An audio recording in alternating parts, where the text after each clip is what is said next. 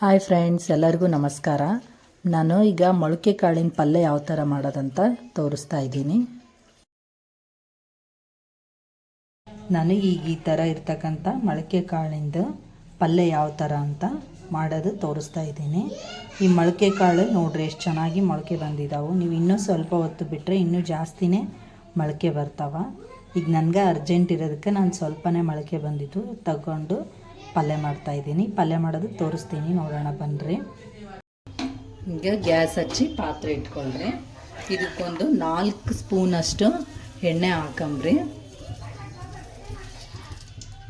ಇದು 4 ಸ್ಪೂನಷ್ಟು ಎಣ್ಣೆ ಹಾಕೋಣ. ಇದು ಎಣ್ಣೆ ಬಿಸಿ ಆಗಲಿ. ಇದಕ್ಕೆ ಸ್ವಲ್ಪ ಜೀರಿಗೆ ಸಾಸಿವೆ ಸೇರಿಸೋಣ. ಈಗ ಎಣ್ಣೆ ಬಿಸಿ ಆಗೈತೆ. ಒಂದು 1/4 ಸ್ಪೂನಷ್ಟು ಜೀರಿಗೆ ಸಾಸಿವೆ ಹಾಕೋಣ. ಇದು ಸ್ವಲ್ಪ ಚಟಪಟ ಅನ್ನಲಿ. ಒಂದು 4ರಿಂದ 5 ಬೆಳ್ಳುಳ್ಳಿನ ಇದಕ್ಕೆ ಸೇರಿಸೋಣ್ರಿ. ಇದು ಸ್ವಲ್ಪ ಚಟಪಟ ಅಂದಮೇಲೆ ಹಾಕೋಣ.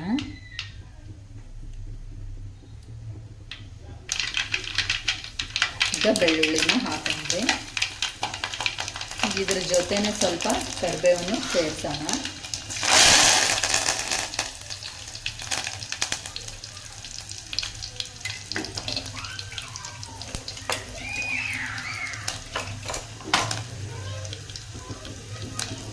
ಈಗ ಒಂದು ದೊಡ್ಡ ಗಾತ್ರದ ಉಳ್ಳಾಗಡ್ಡಿನ ಹೆಚ್ಚಿಟ್ಕೊಂಡಿನಿ. ಉಳ್ಳಾಗಡ್ಡಿ ಇದರಲ್ಲಿ ಸೇರಿಸ್ತೀನಿ.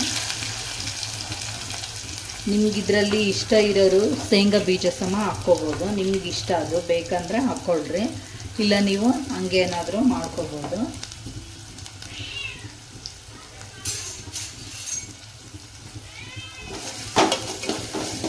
ಇದು ಚೆನ್ನಾಗಿ ಫ್ರೈ ಆಗಲಿ.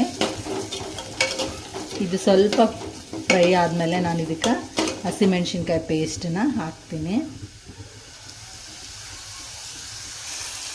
ನಾನೀಗ ಈ ಹಸಿಮೆಣ್ಸಿನ್ಕಾಯಿ ಪೇಸ್ಟಿಗೆ ಬೆಳ್ಳುಳ್ಳಿ ಮತ್ತು ಅಲ್ಲ ಸ್ವಲ್ಪ ಉಪ್ಪು ಹಾಕಿ ಒಂದು 6 ಹಸಿಮೆಣ್ಸಿನ್ಕಾಯಿ ಹಾಕಿ ಪೇಸ್ಟ್ ಮಾಡಿ ಇಟ್ಕೊಂಡಿನಿ.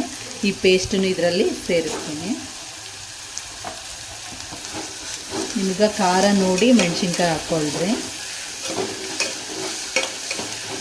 ಇದ್ರ ಜೊತೆ ಈಗ ಇದು ನೀಟಾಗಿ ಫ್ರೈ ಆಗಲಿ.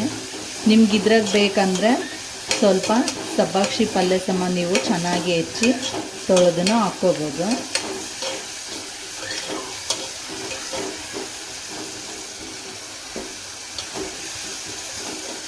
ಈಗಿದು ಸ್ವಲ್ಪ ಬೆಂದಿದ್ದಾವ. ಈಗ ನಾನು ಇದರಲ್ಲಿ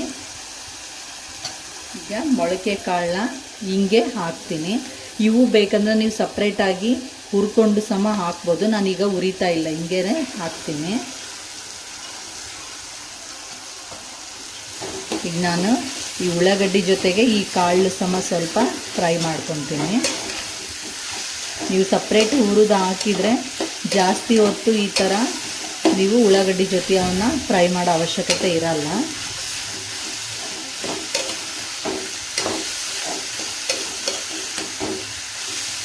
ಹಿಂಗೆ ಒಂದು 5 ನಿಮಿಷ ಈಗ ಫ್ರೈ ಆಗಲಿ, ಚಂದ ಬೆನಿಲಿ. ಇದು ಈಗ ಒಂದು 5 ನಿಮಿಷ ಬೆಂದೈತೆ. ಈಗ ನಾನು ಹಸಿಮೆಣ್ಸಿನ್ಕಾಯಲ್ಲಿ ಉಪ್ಪು ಹಾಕಿರೋದ್ರಿಂದ ನಾನೀಗ ಇದಕ್ಕೆ ಉಪ್ಪು ಹಾಕಲ್ಲ.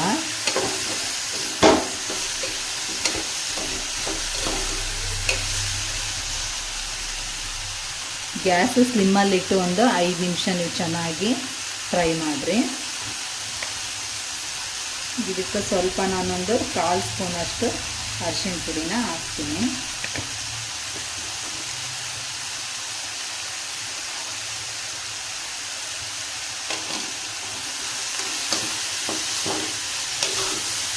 ನೀವು ಬೇಗನೆ ಈ ಥರ ಪಲ್ಯ ಮಾಡ್ಕೋಬೋದು. ಇದು ಭಾಳ ಟೈಮ್ ತೊಗೊಳಲ್ಲ.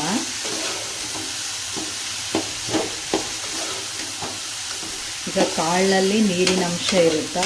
ಕೆಲವೊಬ್ರು ಇದಕ್ಕೆ ನೀರು ಹಾಕಿ ಕುದಿಸ್ತಾರೆ. ಅವ್ರು ನೀರು ಹಾಕಿ ಕುದಿಸಿದ್ರೆ ಅಷ್ಟೊಂದು ಟೇಸ್ಟ್ ಸರಿ ಅನ್ಸಲ್ಲ. ಅವ್ರವ್ರು ಇಷ್ಟಕ್ಕೆ ಬಿಟ್ಟಿದ್ದದು. ನಾನೀಗ ಇದಕ್ಕೆ ನೀರು ಹಾಕಲ್ಲ. ಕಾಳಲ್ಲಿ ನೀರಿನ ಅಂಶ ಇರುತ್ತೆ ಮತ್ತು ಉಪ್ಪು ಹಾಕಿರೋದ್ರಿಂದ ಅದೇ ಸ್ವಲ್ಪ ನೀರು ಬಿಟ್ಕೊಳ್ಳುತ್ತೆ. ಈಗ ಸ್ವಲ್ಪ ಪ್ಲೇಟ್ ಮುಚ್ಚಿ ಒಂದು 5 ನಿಮಿಷ ಹಿಂಗೆ ಇಡೋಣ. ಸ್ಲಿಮ್ಮಲ್ಲಿಡ್ರಿ ಆದಷ್ಟು ಗ್ಯಾಸು.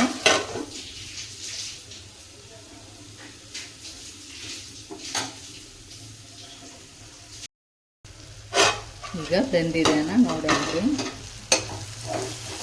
ನೋಡಿರಿ ಕಾಳೆಲ್ಲ ಚೆನ್ನಾಗಿ ಬೆಂದಿದ್ದಾವ. ಈಗ ಇಷ್ಟ ಆದರೆ ಮಡಿಕೆ ಕಾಳು ಪಲ್ಯ ರೆಡಿ ಆಯಿತು.